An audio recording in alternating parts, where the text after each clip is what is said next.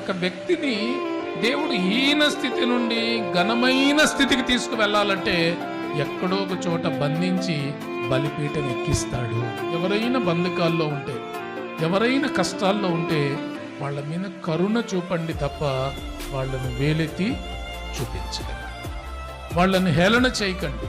వీళ్ళు ఏం చేతగాని వాళ్ళు కనుక ఇలా అయిపోయారు, వీళ్ళు దీనికి పట్టబడ్డారు, వీళ్ళు ఇలా అయిపోయారు అనుకోకండి.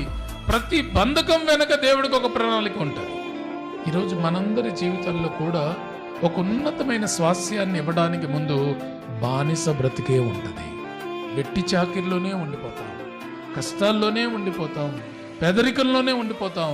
దీని తర్వాత సీన్ ఎలా ఉంటుంది అంటే సమృద్ధికరమైన జీవితం. వాళ్ళకు గొప్ప విడుదల వస్తుంది. ఒకరోజు సంపదతో వాళ్ళు నింపబడతారు. వాళ్ళకు దేవుడు గొప్ప స్వాస్థ్యం ఇస్తాడు, ఉన్నత స్థితిలో వారిని పెడతాడు.